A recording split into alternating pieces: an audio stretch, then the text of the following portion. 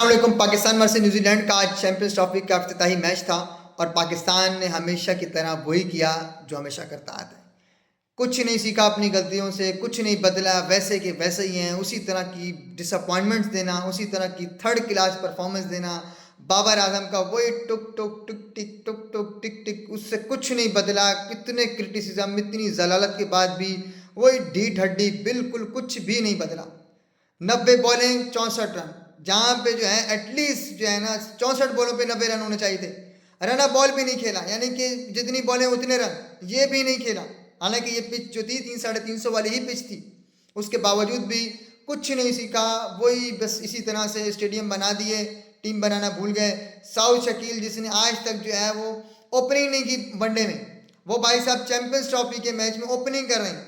Selection committee को सलाम है भाई, इनकी मैनेजमेंट को सलाम है कि किस तरह के डिसीजंस लेते हैं। ये हमारी समझ से तो बाहर हैं, पता नहीं क्या इसकी फिलॉसफी है। एनीवेज, फ़खर साहब ज़ाहिर जितने मैच ओवर्स जो है वो बाहर थे, इतने ओवर्स बाद ही उनको आना था, तो उससे पहले रिजवान आ गए। रिजवान साहब ने भी वही टुक टुक टिक टिक, लेकिन खैर वो जल्दी रुखसत हो गए। उनकी बड़ी मेहरबानी कि वो जल्दी चला गए। मैच में आते हैं भाई 10 ओवर्स में 21 रन। मतलब यार, कराची का स्टेडियम है भाई ये, यहाँ पे जो है ना और वनडे चल रहा है भाई, 321 चेस कर रहे हैं आप, खेल ही नहीं रहे, इंटेंट ही नहीं दिखा रहे। बॉल आई तो रोक दिया भाई, पता नहीं क्यों रोका, किस वजह से रोका, क्या किया। कोई मुश्किल बॉल नहीं, वही 2-3 स्पिनर लगे हुए और उन्होंने इनको घुमा दिया। जो भी आ रहा है वो अच्छा खेल रहा है। लाइक मिसाल के तौर पर आप खुशदी शाह की बात करते हैं, आप फ़खर की बात करते हैं, मतलब जो भी आ रहा था, सलमान अली आगा है, वो भी आए तो उन्होंने भी जो है ना, मतलब जितनी बॉल खेली उससे कई ज़्यादा रन बनाए। बाबर आजम से खेला ही नहीं जा रहा, मतलब सीख ही नहीं रहे अपनी गलतियों से। जो जैसे थे वैसे के वैसे ही।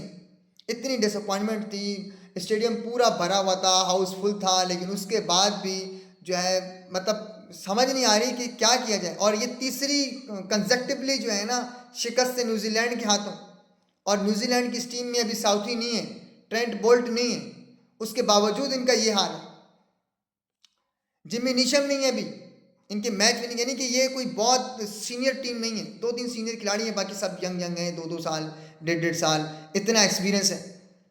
और वो आके जो है आपको तीसरा मैच मतलब कंसेक्टिवली हारा गया, आप उसको पढ़ ही नहीं सके, रीड ही नहीं कर सके कि कैसे खेलना है, क्या करना है। हमने तो भाई वीडियोस बनाना भी छोड़ दी थी, मैच देखना भी लाइक कम कर दिए थे, ना होने के बराबर जो है वो देखते थे। लेकिन फिर साइम अयूब आए, साइम अयूब ने अच्छा इंटेंट दिखाना शुरू किया, खेलना शुरू किया। साउथ अफ्रीका में मैच हम लोग जो है वो जीत कर आए, उसके अलावा ऑस्ट्रेलिया में जो है वो सीरीज़ जीत कर आए, तो एक थोड़ा सा जो है वो दोबारा शौक पड़ा। हम स्टेडियम भी गए मैच देखने, पूरे दिन की छुट्टी की, वक्त और पैसा दोनों बर्बाद किया ये डिसअपॉइंटमेंट देखने के लिए। लाइक आप इंटेंट दिखाते, कुछ भी नहीं दिखाया। और वो जो हम जिस रन से आ रहे हैं 60 रन से, अगर यही 10 ओवरों में 80 रन होते, 90 रन होते, तो भाई हम मैच जीत चुके होते। अभी 3 ओवर और भी पड़े हुए थे, 3 ओवर और भी पड़े हुए थे, लाइक 2.5 ओवर जो है ना वो पड़े हुए थे, और हम 60 रन से आ रहे हैं। तो ये कोई मुश्किल मैच नहीं था, ये बिल्कुल गेम अवेयरनेस नहीं है, कोई प्लानिंग नहीं है, बस अपनी मर्जियों से खेल रहे हैं। अब आप सिर्फ और सिर्फ इंतज़ार करें कि ये बाबर साहब, ये रिजवान साहब, ये कब आउट होंगे। दूसरा, हारिस रऊफ को कुछ भी समझ नहीं है, बिल्कुल स्पीड है, अकल नहीं है कि भाई मैंने बॉल डालनी कहाँ है, फेंकनी कहाँ है। शाहिन शाह अफरीदी को रात में बॉल नज़र ही नहीं आता कि मैंने कहाँ फेंकना। कोई मतलब इनकी ना स्पीड आ रही थी, ना पेस आ रहा था शाहिन का, कोई वो नहीं। ये आपका हारिस साहब, स्पीड है भाई, स्पीड है, लेकिन बॉल कहाँ डालनी है कुछ पता नहीं, कुछ इसको नहीं पता कि कभी, और इस पर आप ट्रस्ट ही नहीं कर सकते।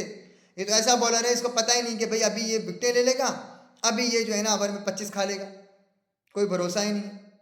मतलब बड़ी डिसअपॉइंटमेंट थी। और फैंस जो है वो तो, मैच अभी ख़त्म नहीं हुआ था, खुशदिल शाह जब आउट हुए हैं उसके बाद तकरीबन आधे से ज़्यादा स्टेडियम वैसे ही खाली हो गया था। यानी खुशदिल शाह, उसके ऊपर लोगों ने उम्मीद लगाई थी, जिसको लोग ग्राउंड में भी पर्ची पर्ची कह रहे थे, उसने भी इतनी बेहतरीन इनिंग खेली, आगे मुंह लेके खड़ा नहीं रहा। और जिसने नहीं खेलना था उसने 2-4 बॉलें खेल के वो गया। तैयब ताहिर आया, उसने इंटेंट दिखाना शुरू किया, 2 बॉलें खेली, नहीं चला, चला गया। रिजवान ने भी कोशिश की, नहीं चला, चला गया। साउथ शकील भी चला गया। बाबर को यहाँ पे जॉब फिनिश करनी चाहिए थी, काम मुकम्मल करके फिर घर आना चाहिए था, फिर पवेलियन आना चाहिए था। लेकिन आपको मैं बता दूं, बाबर आजम ने जो छक्का मारा है वो भी अपनी निस सेंचुरी 50 के बाद मारा है, बिल्कुल नहीं रिस्क लिया, और टीम को जो है वो खुडे लाइन लगा दिया। और ये जो आज का मैच था ये just like semifinal quarter final के मुतरादिफ था। अब चूंकि आपके सेमीफाइनल में जाने के ऑलमोस्ट 70% चांस कम हो गए। अब यानी पहले मैच के बाद ही अगर ये हो जाए, अगर फलाना हो जाए, अगर वो इसको हरा दे, अगर ये ऐसा हो जाए, उस पोजीशन में हम टू बी ऑनेस्ट आ चुके हैं। अब पाकिस्तान इंडिया को हराए, न्यूजीलैंड इंडिया को हराए, ठीक है, और बांग्लादेश जो है वो न्यूजीलैंड को हराए, तो फिर पाकिस्तान जो है वो सेमीफाइनल में जा सकता है। वरना पाकिस्तान के सेमीफाइनल में जाने के चांसेस अभी से जो है वो मट्टी में मिल गए। और ये होम ग्राउंड है, पाकिस्तान में चैंपियंस ट्रॉफी हो रही है, कराची में हो रही है, जहाँ पे आपने अभी जो है ना सह मुल्का सीरीज़ खेली है, उसके बावजूद भी, और यहाँ पे आपने एक बहुत बड़ा टोटल जो है 330 चेस किया है, ये वही पिच है, कराची ही है। उसके बावजूद जब चैंपियंस ट्रॉफी का मैच है, कुछ नहीं सीखा। जब भी आईसीसी के टूर्नामेंट्स आते हैं, हमारे बड़े प्लेयर्स को खेलने की जो है ना उनकी ज़रूरत होती है, वो ये टुक टुक टुक टुक टिक टिक इसी तरह करके चले जाते हैं। बहुत डिसअपॉइंटमेंट हुई बाबर आजम के इंटेंट देख के, और मुझे नहीं समझ आ रही कि ये 90s की क्रिकेट अभी तक खेल रहे, इतना क्रिटिसिज्म होने के बावजूद, इतनी जलालत के बावजूद भी इनको ये D30 समझ ही नहीं रहे भाई। पता नहीं इनके साथ क्या किया जाए तो जाके इनको समझ में आएगी। वही 90s की क्रिकेट, वही 70s की 60s की, जब क्रिकेट ईजाद हुई है उस टाइम की क्रिकेट खेल रहे हैं। मॉडर्न डे क्रिकेट नहीं है भाई, ये दूर दूर तक वो क्रिकेट नहीं है। और इस क्रिकेट के साथ, इन प्लेयर्स के साथ और इस इंटेंट के साथ पाकिस्तान की क्रिकेट का कोई फ्यूचर नहीं। ये सीनियर प्लेयर्स हैं, इनकी देखें, इन्होंने अपनी ओपनिंग पोजीशन नहीं छोड़ी तो उनको ओपनिंग भी खिलाया। और आप इमेजिन करें 29वां ओवर चल रहा है, ठीक है, 29वें ओवर में एक बंदा ओपनर आया है और उसने आके अपनी 50 अभी की है 29वें ओवर में, जो कि 10-12 ओवर में हो जानी चाहिए थी। और स्ट्राइक रेट क्या है? 60, 50। वो 50 से बड़ा भी जब है, जब इनकी 50 हो गई तो इन्होंने एक छक्का मारा, एक चौका मारा। बहुत डिसअपॉइंटमेंट थी, लोग इतनी दूर दूर से आए हुए थे। हमने जो है वो मैच के बाद इंटरव्यूज़ भी किए लोगों के, लोग पेशावर से भी आए हुए थे, 2-3 लड़के हमें मिले जो इस्लामाबाद से आए हुए थे। लेकिन और ये आपको बता दूं, ये जो सीनियर प्लेयर्स हैं आपके, लाइक शाहीन अफरीदी, बाबर आजम, मोहम्मद रिजवान, ये प्रीमियम कैटेगरी के प्लेयर हैं। ये 50 लाख रुपए, पाकिस्तानी 50 लाख रुपए लेते हैं एक महीने का। और करते क्या है, शाहीन से जो है वो पटकू से बॉलें नहीं होती हैं, उसको रात में बॉलें नज़र नहीं आती हैं। और रिजवान से जो है बस आप बातें करवा लें, बयान दिलवा लें, बाबर से जो है टुक टुक टुक टुक करवा लें, इसके अलावा कोई काम नहीं है। जब भी ज़रूरत पड़ी इन्होंने यही किया। कितने आईसीसी टूर्नामेंट्स हैं आप उठा के देखें, और हमें इस तरह की डिसअपॉइंटमेंट्स देखने को मिली। तो बहुत बहुत जो है वो डिसअपॉइंटमेंट हुई, जिसको जो है मतलब पैमाने में, पैमाइश में नहीं लेके आया जा सकता।